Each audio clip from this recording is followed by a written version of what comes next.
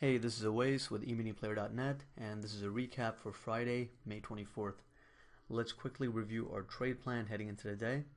So in the overnight session, the 55 quarter level ended up capping the upside, and we had responsive buyers active on pullbacks into support, with the 38 to 40 zone capping the downside. Considering that Monday is a holiday and there are no econ reports scheduled for later in the day, the expectation was for a balanced session with buyers active at support and sellers active at resistance. Pre-market resistance was 48 to 50, and then we had 52 quarter, and initial resistance was 54 quarter to 56 quarter, and the expectation again was to see responsive sellers active at each resistance zone on the way up. On the downside, we had pre-market support 38.5 to 40, and initial support at 32.75 to 34.75.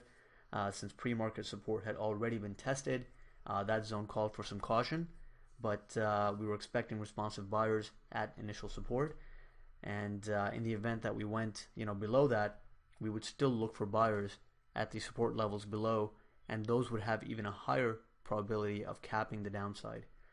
And overall, we're in a neutral context, and the expected scenario was for ES to balance in a range. Alright, so with that being said, let's jump into the charts. So we can see that off the open, the price action is relatively choppy, but we did not want to buy the pre-market support zone. That was a higher risk zone. It had already been tested in pre-market, and that's what the plan talked about, that we're going to be cautious at the zone and we're going to be aggressive at the next zone. Now when it comes to trading some of these zones, if we're expecting the downside to shut off at initial support or at a level below there, it makes sense to have a resting order at the zone, and that's how a lot of traders are able to actually catch some of these trades. If you're waiting for price to get to the zone and then you're going to decide whether to pull the trigger or not, usually it's a bit too late, and off the zones where we're expecting the upside or downside to be capped, those are ones where you kind of do need a resting order in order to get into the trade.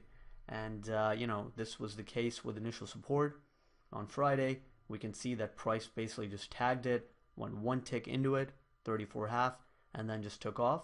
Now in the event that you missed it, you had opportunity to get in a little bit higher, but one thing that a lot of traders do is once they miss their ideal trade, it becomes more difficult to get in at a worse price. And in my opinion, if the trade idea is still good, then it makes sense to just jump in. One or two ticks is not going to erode your edge, right? Because we're not scalping for ticks. We're usually looking for 3 or 4 points on our first scale out, and then ideally 5, 8, sometimes 10 points on our final exit, depending on volatility. So since we're not really looking to make 2 ticks, 3 ticks off a trade, it's not really going to erode your edge if you get in at 1 or 2 ticks worse price, right? You'll still do fine. So in this case, if you missed it off initial support, which I think unless you had a resting order, there's really no way to catch this trade, then these pullbacks are giving you opportunity to buy into it again. And the whole idea being that this is going to be more of a balanced session and not a trend type session where we just go directional and never look back, right? So we weren't expecting a trend down day. You're opening below value, coming into initial support, that's a buy. If you missed it, then look to take advantage of it over here, and then we're taking a scale out on any pops up, right? That was the other thing the plan talked about, is that we're not just going to buy and hold. It's going to be more about managing risk, and if the market's giving you 4 or 5 points, we're going to go and take those scale outs and then reassess and look for the next setup, because it's probably going to be more of a rotational type market where even though you might have a directional bias or a directional skew, it's not just going to go in a straight line, right? Since it's a neutral context, we're seeing two-sided price action. Even when there's like an underlying bid in the market, it's not like it was a couple of weeks ago where the price just kind of slowly chops up. Now we're seeing two-sided moves, and I've talked about that in the other videos earlier in the week. So basically we have a long setup here. We're taking a scale out over here, right? So broken support acting as resistance, taking a scale out, and then we're looking to trade the 38.5 to 40 zone, right, on any pullbacks.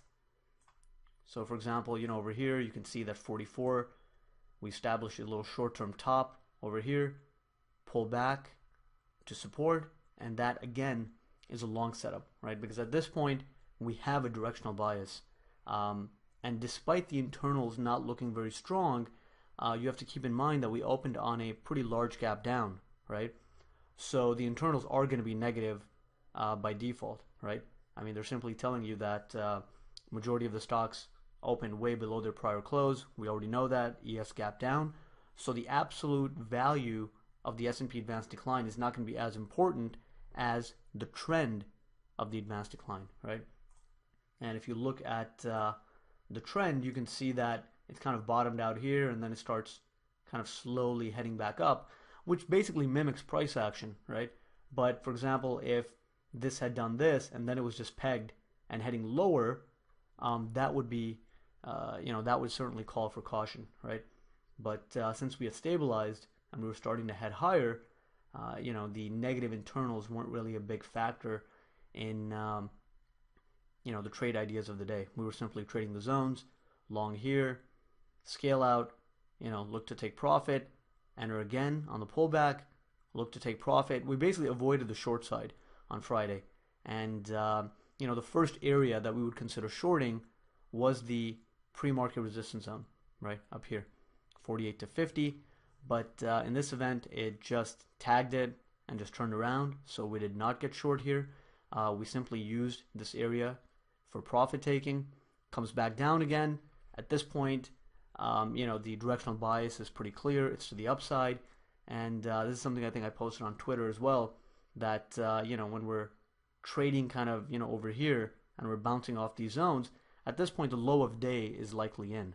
And that's one of the questions that you should ask yourself once the first hour of trade has been put in, right? Ask yourself, is the low of day in or is the high of day in? And that'll give you, or at least help you establish, your directional bias, right? And in this case, we were expecting a move back up to the gap fill. We got that move over here, got a rotation down. Again, it's a buy setup on pullbacks.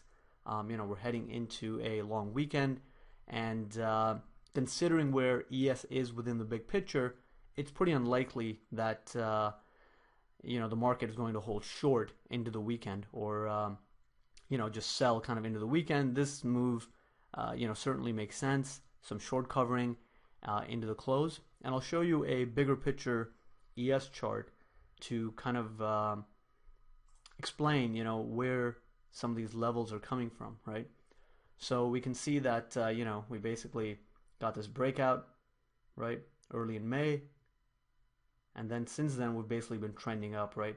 Moves up, balances, breaks out, balances, breaks out. And then this is where, once price started reaching 70 plus, that's where, on the eMiniPlayer.net site, I talked about being cautious on the long side, that at this point, price had pushed a bit too much too quickly, and we were expecting the risk reward to be more on the sell side, and the buyers were the ones that were taking more risk up here. So this is where we got that liquidation move down. But now, we're coming back into this balance area and retesting it, right? You can see it's almost textbook right here, right? We broke out from here, come back down, this shuts off the selling, get a bounce up to the 55 quarter, which is a high volume node within this entire range, right? Reject that first time, head back down, it's a long setup again, and now we're simply balancing within this range. So what does ES have to do now heading into next week to show us that the buyers are really stepping back into this market?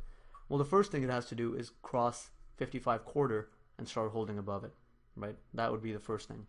To confirm the buyers are back in control, we would want to see a move above the 59 to 60 area, right? That would show us some real strength in this market. And at that point, ES can start moving back up towards 70, 75, kind of these levels again. And that's the scenario that, we discussed, I believe, in one of the videos earlier in the week, that I'm just viewing this pullback as a profit-taking pullback within a bigger picture uptrend, right? So right now we're not seeing this as a reversal or a long-term top. We're simply seeing this as a profit-taking move, and that's why we've been trading it from the long side at these lower prices over here, you know, and then trading it from the short side in the 53 to 55 range, right, over here. Now, in the event that we do get a move down, right, let's say we start heading lower into next week, you know, this is the first area that the sellers would have to contend with, right, kind of get through here. If they can get through this, then we have the 07 quarter, kind of, you know, the breakout balance lows over here, and then 1595 half to 1589 half. This whole range is basically the balance breakout from early May. So we have some pretty defined and structured levels, and at this point, you know, this balance area over here is quite mature. So I think that, you know, we already have started seeing more normal market conditions, which makes it easier to trade, right? I mean, this kind of market where it's just chopping up over here is a bit difficult to trade. But now that we've gotten this liquidation move down, we can see that the last couple of days have been relatively straightforward, where the levels are very defined. You know, we're getting the moves that we want, we're seeing the reactions that we want, and we're getting tradable reactions at almost every zone. So, you know, heading into next week, let's keep an eye on 55 quarter and that 59 to 60 area. If we cross that, then buyers look good. If we hold below it, then we're still within this balance. And, you know, on the downside here, we have pretty good support now at 39 to 41, and then around 42 half to 43 half. And, you know, we'll keep an eye on those levels on the downside. That's about it for the recap. I hope everyone traded well this week, and I hope you're enjoying your weekend.